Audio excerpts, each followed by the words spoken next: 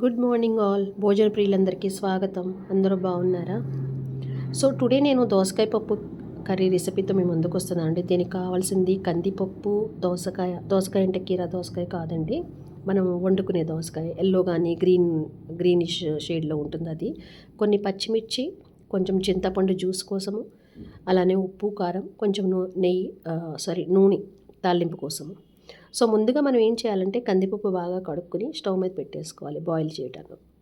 మనం ఎందుకంటే అది బాయిల్ అవుతూ ఉంటుంది, ఈ లోపల మనము దోసకాయ పీల్ చేసుకొని కట్ చేసుకోవచ్చు. దోసకాయ కట్ చేసుకున్న తర్వాత చెక్ చేయండి చేదు ఉందా లేదా అని. ఎందుకంటే యూజువల్గా దోసకాయలు చేదు వస్తుంది ఫ్లెష్లో కానీ గింజల్లో కానీ. గింజల్లో వస్తే గింజలు మీరు నీట్గా క్లీన్ చేసి పక్కన పెట్టేసుకుని చేయండి. నేను ఇప్పుడు అలానే చేశాను. నాకు దోసకాయలో గింజల్లో చేదు వచ్చింది. అలాగే పచ్చిమిరకాయలు కూడా స్లైసెస్ చేసి పెట్టుకోండి.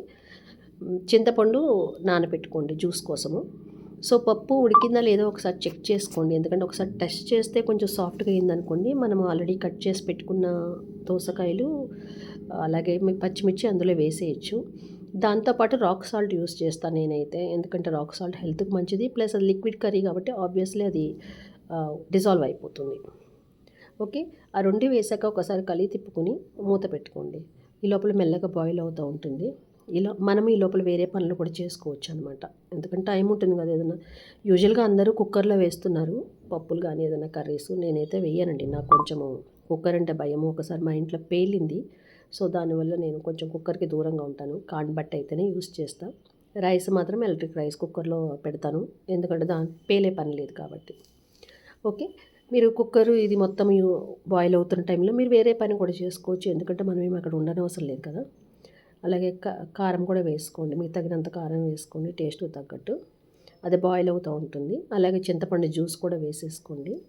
ఒకసారి కలిగి తిప్పుకుంటే సిమ్లో పెట్టుకుంటే బాగా ఉడుకుతుంది. అది హైలో పెడితే త్వరగా మాడిపోతుంది, ప్లస్ పప్పు కూడా త్వరగా బాయిల్ అవ్వదు దానివల్ల.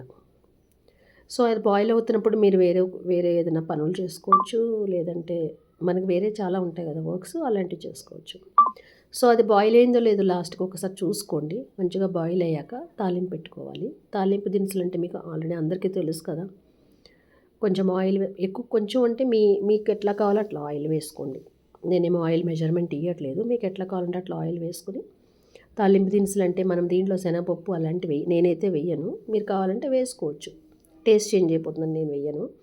నేను జస్ట్ డ్రై చిల్లీ, ఆవాలు, జీరా, కొంచెం మెంతులు, వెల్లుల్లి, కట్ చేసి పెట్టిన వెల్లుల్లి వేస్తాను.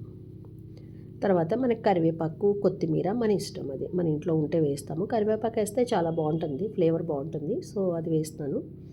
ఈ లోపల ఇది మనకి ఉడికిపోయాక ఆ తాలింపుని తీసుకెళ్ళి దీంట్లో తిప్పుకొని, కాకపోతే ఏంటంటేనండి దీంట్లో తాలింపు వేసాక ఒక 2 minutes మళ్ళీ బాయిల్ చేయండి.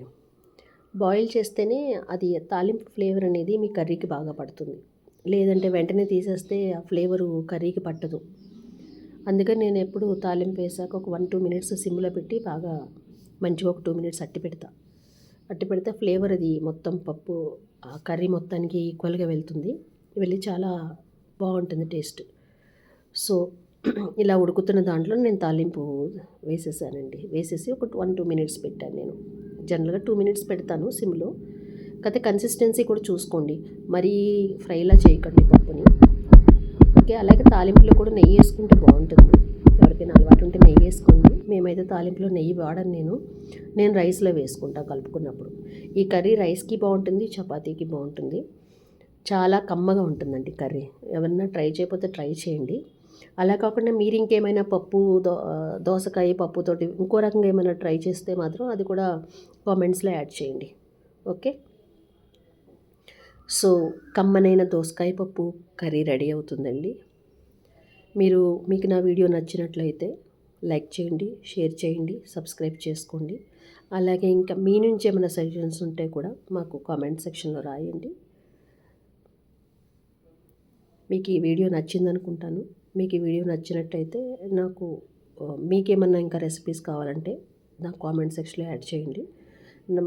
నాకు ఇన్ కేసు ఆ కర్రీ వస్తే మాత్రం డెఫినెట్గా నేను ఒకసారి వీడియో పోస్ట్ చేస్తాను.